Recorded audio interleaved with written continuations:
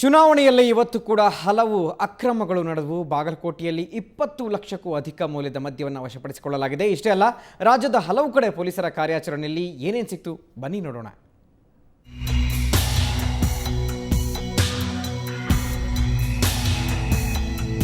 ಮತದಾರರನ್ನ ಓಲೈಸಿಕೊಳ್ಳೋಕೆ ಅಭ್ಯರ್ಥಿಗಳಿಗೆ best option ಮದಿರಾದೇವಿ.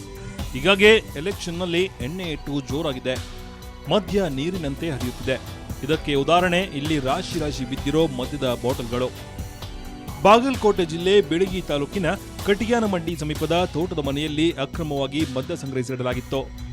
ಖಚಿತ ಮಾಹಿತಿ ಮೇರೆಗೆ ಇಂದು ಮುಂಜಾನೆ ದಾಳಿ ನಡೆಸಿದ ಅಬ್ಕಾರಿ ವಿಚಕ್ಷಣಾ ದಳದ ಪೊಲೀಸರು 20 ಲಕ್ಷಕ್ಕೂ ಅಧಿಕ ಮೌಲ್ಯದ ಮಾಲನ್ನ ವಶಪಡಿಸಿಕೊಂಡರು. ಅಲ್ಲದೆ ಇಬ್ಬರು ಆರೋಪಿಗಳನ್ನ ಬಂಧಿಸಿದ್ದು ವಿಚಾರಣೆ ನಡೆಸಲಾಗುತ್ತಿದೆ. ಸುಮಾರು 350 ಕೇಸು ಗೋವಾ ಸರಬರಾಜು, ಗೋವಾ ಮದ್ಯ ಮೂಲದ ಮದ್ಯವಾಗಿತ್ತು. 350 ಬಾಕ್ಸ್ಗಳನ್ನು ಜಪ್ತಪಡಿಸ್ಕೊಟ್ಟಿದ್ದೀವಿ. ಆರೋಪಿ ಬಂಧನ ಮಾಡಿದ್ದೀವಿ. ಸುಮಾರು ಒಂದು 20 ಲಕ್ಷ ಅಂದಾಜು ಮೌಲ್ಯದ ಬೆಲೆ ಬಾಳುವಂಥ ಮದ್ಯವನ್ನು ಜಪ್ತಪಡಿಸ್ತೀವಿ. ಒಂದು ಕಡೆ ಅಕ್ರಮ ಮದ್ಯದ ಹೊಳೆ ಹರಿಯುತ್ತಿದ್ರೆ, ಇನ್ನೊಂದೆಡೆ ಆಂಧ್ರದ ಗಡಿಭಾಗದಲ್ಲಿ ಕಳ್ಳಬಟ್ಟಿ ತಯಾರಿಕೆ ಅವ್ಯಾಹತವಾಗಿ ನಡೆಯುತ್ತಿದೆ.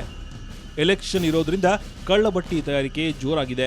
ಹೀಗಾಗಿ ಇವತ್ತು ಬೀದರ್ ಜಿಲ್ಲೆ ರಾಜೋಳದಲ್ಲಿ ಆಂಧ್ರ ಮತ್ತು ಕರ್ನಾಟಕದ ಅಬಕಾರಿ ಪೊಲೀಸರು ಜಂಟಿ ಕಾರ್ಯಾಚರಣೆ ನಡೆಸಿದ್ರು. 20ಕ್ಕೂ ಹೆಚ್ಚು ಕಳ್ಳಬಟ್ಟಿ ಅಡ್ಡೆಗಳ ಮೇಲೆ ದಾಳಿ ನಡೆಸಿ 50ಕ್ಕೂ ಹೆಚ್ಚು ಬ್ಯಾರೆಲ್ ಸ್ಪಿರಿಟ್ ಹಾಗೂ ಕೊಳೆ ನಾಶಪಡಿಸಿದ್ರು.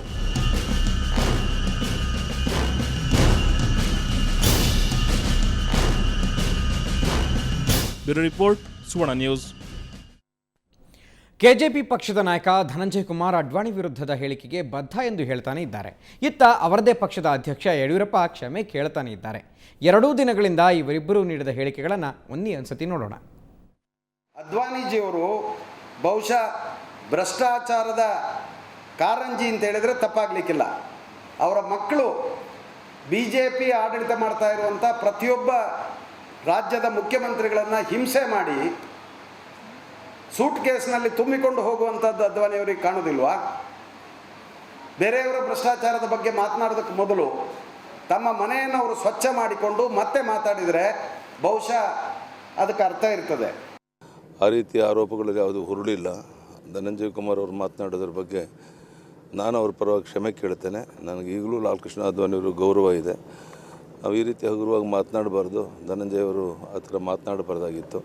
ಅವ್ರ ಮಕ್ಕಳು ಬರೋದು ಹೋಗೋದು ಬೇರೆ ವಿಷಯ. ಆದರೆ ಅದ್ವಾನಿಜಿ ಅವರ ಹೆಸರನ್ನು ತರುವಂಥದ್ದು ಸರಿಯಲ್ಲ. ಮತ್ತು ನಮ್ಮ ಯಾವುದೇ ದುಡ್ಡು ಕಾಸಿನ ವ್ಯವಹಾರಗಳು ಇದುವರೆಗೂ ನಡೆದಿಲ್ಲ. ಅದಕ್ಕಾಗಿ ನಾನು ರಾಜ್ಯದ ಜನರಲ್ಲಿ ಧನಂಜಯ ಕುಮಾರ್ ಮಾತನಾಡೋದ್ರ ಬಗ್ಗೆ ಕ್ಷಮೆಯನ್ನು ಯಾಚಿಸ್ತೇನೆ. ನಮ್ಮ ಅಧ್ಯಕ್ಷರು ಅವರ ಅಭಿಪ್ರಾಯವನ್ನು ಹೇಳಿದ್ದಾರೆ. ನಾನು ಮಾತು ಮುಂದುವರಿಸಲಿಕ್ಕೆ ಬಯಸುವುದಿಲ್ಲ. ಇದು ಒಂದು ಮುಗಿದ ಅಧ್ಯಾಯ. ಅದು ಅವರ ಹೃದಯ ಶ್ರೀಮಂತಿಕೆ. ಅವರು ಮಾತಾಡಿದ ಮೇಲೆ ನಾನು ಮಾತಾಡೋದು ಸರಿಯಾಗುವುದಿಲ್ಲ. ನಾನು ಭಾಳ ಸ್ಪಷ್ಟ ಮಾತುಗಳಲ್ಲಿ ಹೇಳಿಕೆ ಬಯಸ್ತಾ ಇದ್ದೇನೆ. ನಾನು ನಿನ್ನೆ ಏನು ಹೇಳಿಕೆ ಕೊಟ್ಟಿದ್ದೇನೆ ಅದಕ್ಕೆ ನಾನು ಈಗಲೂ ಕೂಡ ಬದ್ಧ ಇದ್ದೇನೆ. ಆದರೆ ನಮ್ಮ ಅಧ್ಯಕ್ಷರು ಅವರ ಅನಿಸಿಕೆಯನ್ನು ಹೇಳಿದ ಮೇಲೆ ನಾನು ಮಾತನ್ನು ಮುಂದೆ ಬೆಳೆಸಲಿಕ್ಕೆ ಬಯಸುವುದಿಲ್ಲ. ಇದರಲ್ಲಿ ಸತ್ಯಾಂಶ ಏನೂ ಇಲ್ಲ. ನಾನು ಕ್ಷಮೆ ಕೇಳಿದ್ದೇನೆ ಧನಂಜಯ ಪರವಾಗಿ. ಲಾಲ್ ಕೃಷ್ಣ ಅದ್ವಾನಿಯವರು ಪತ್ರನೂ ಬರೀತಾ ಇದ್ದೇನೆ. ಅವರು ದುಡುಕಿ ಈ ಮಾತುಗಳನ್ನು ಹೇಳಿದ್ದಾರೆ. ಇದು ಸರಿಯಲ್ಲ. ಲಾಲ್ ಕೃಷ್ಣ ಅದ್ವಾನಿಯವರು ಎಲ್ಲೇ ಇರಲಿ, ಅವ್ರ ಬಗ್ಗೆ ನಮಗೆ ಟಾಲೆಸ್ಟ್ ಲೀಡರ್, ನಮಗೆ ಗೌರವ ಇದೆ. ದೇಶದಲ್ಲಿ ಬೆರಳೆಣಿಕೆಯಷ್ಟು ನಾಯಕರಲ್ಲಿ ಲಾಲ್ ಕೃಷ್ಣ ಅದ್ವಾನಿಯವರು ಒಬ್ಬರು. ಅದಕ್ಕಾಗಿಯೇ ನಾನು ಒಂದು ಕ್ಷಣ ತಡ ಮಾಡಿದ್ದೇನೆ. ಧನಂಜಯ ಕುಮಾರ್ ಪರವಾಗಿ ಕ್ಷಮೆ ಕೇಳ್ತಾ ಇದ್ದೇನೆ. ಲಾಲ್ ಕೃಷ್ಣ ಅದ್ವಾನಿಯವ್ರಿಗೂ ನಾನು ವಿನಂತಿ ಮಾಡ್ತಾ ಇದ್ದೇನೆ, ಪತ್ರ ಬರೀತಾ ಇದ್ದೇನೆ, ದಯಮಾಡಿ ಕ್ಷಮಿಸಿ.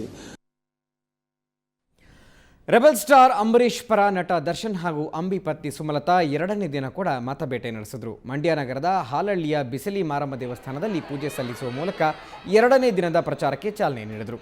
ದರ್ಶನ್ ಮತ್ತು ಸುಮಲತಾ ಬಂದಿಳಿತಾ ಇದ್ದಂತೆ ಅಭಿಮಾನಿಗಳು ಕೇಕೆ ಹಾಕಿ ಕುಣಿದು ಕುಪ್ಪಳಿಸಿದ್ರು. ಈ ವೇಳೆ ದರ್ಶನ್ ಹಾಗೂ ಸುಮಲತಾ ಅಭಿಮಾನಿಗಳಲ್ಲಿ ಅಂಬರೀಷ್ಗೆ ಮತ ಹಾಕಿ ಗೆಲ್ಲಿಸುವಂತೆ ಕೋರಿಕೊಂಡರು.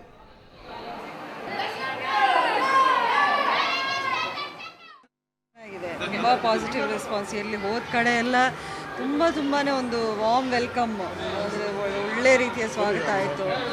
ಅವರ ಜನರ ರೆಸ್ಪಾನ್ಸ್ ನೋಡಿದ್ರೆ ನನ್ನ ಮೇಲೂ ತುಂಬ ನಂಬಿಕೆ ಇದೆ. ಅದಿನ್ನೂ ನನಗೆ ಗೊತ್ತಿಲ್ಲ. ಎವ್ರಿ ಈವ್ನಿಂಗ್ ಕೊಡ್ತಾರೆ ನನಗೆ, ನೆಕ್ಸ್ಟ್ ಡೇ ಟೂರು. ಸೊ ಯಾವತ್ತು ಅಂತ ಬನ್ನಿ ಇವತ್ತಿನ ತುತ್ತೂರಿಯಲ್ಲಿ ಏನಿದೆ ನೋಡ್ತಾ ಬ್ರೇಕ್ ತಗೊಳ್ಳೋಣ.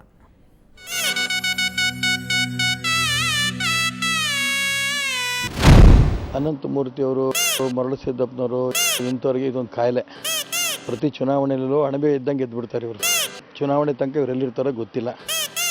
ಕರ್ನಾಟಕದ ಕೇಶುಭಾಯ್ ಆಗ್ತೀನೋ ನರೇಂದ್ರ ಮೋದಿ ಆಗ್ತೀನೋ ಬೇರೆ ವಿಷಯ. ಆದರೆ ಅವರೇನಾಗ್ತಾರೆ ಆಫ್ಟರ್ 8th ಮೇ BJPನೇ ಇರೋದಿಲ್ವಲ್ಲ ಕರ್ನಾಟಕದಲ್ಲಿ.